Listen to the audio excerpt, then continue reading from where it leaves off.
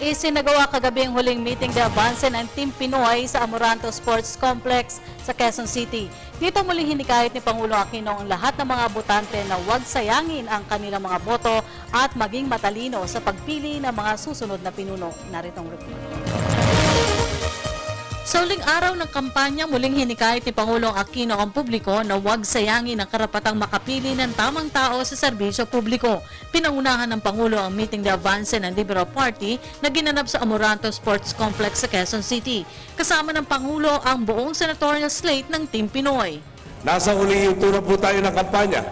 Sa Lunes, pipili ang sambayan ng Pilipino na mga pinunong magtitimon sa ating bayan sa susunod na mga taon. Kaya naman, humaharap ako sa inyo ngayon, hindi para dumagdag pa sa mga nasabit na ipangako na sa inyo ng samot-saring kandidato at pahirapan pa kayo sa pagpili ng mga pangalang inyong iboboto. Narito po ako upang diretsang ilatag ang buod ng paparating na halalan at ang halaga nito sa ating kinabukasan. Malinaw po, ang sinundan nating pamahalaan na bigyan ng mahigit 9.5 taon para maglingkod. Tanong po, ano po ba ang ginawa nila?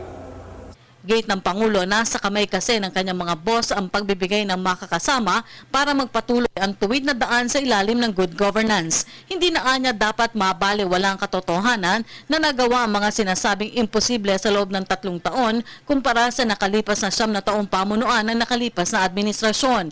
Kabilang na dito ang pagwawakas ng kakulangan sa silid-aralan, sapat na elektrisidad sa mga kanayunan, magiging rice sufficient at investment grade status mula sa mga international credit rating agencies.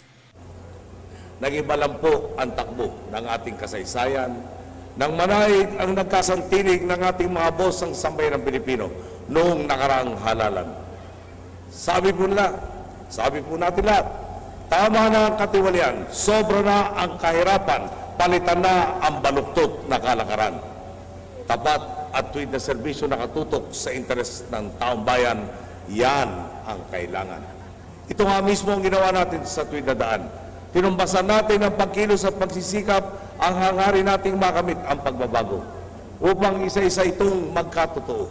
Na magsimula tayo, di natin sinasabing mababago natin ang lahat o nasa atin ang kasagutan sa lahat ng problema.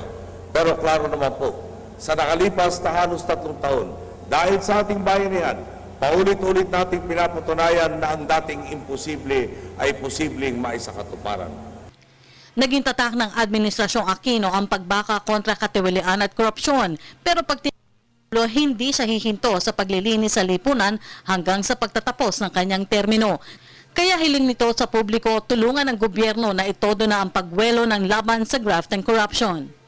Sana ipakita na namin sa inyong 3 taon na paumpisa pa lang ng pagbabagong talagang magsasabi tayong lahat, ang laki na ng pinagkaiba ng bansa, lalo na pag ako po'y nagpaalam sa inyo sa 2016.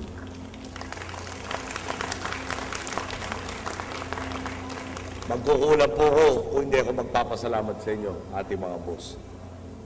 Lahat ng laban tinahak natin, lahat ng pagsubok sa loob at labas ng bansa, buong tapang nating hinarap at kinaya dahil kayo po ay nasa likuran natin. Ngayon po'y nakikiusap ako sa inyo ulit. Kumbaga, nag-umpisa na tayo out of the starting block. Panahon na talagang todo-todo buwelo. Kailangan ipakita natin sa Lunes kung saan tayo tutungo bilang isang bansa, isang lahi. Ang meeting de avance sa Quezon City ang pinal na campaign sortie ng Pangulo. Para sa Telebisyon ng Bayan, Rocky Ignacio.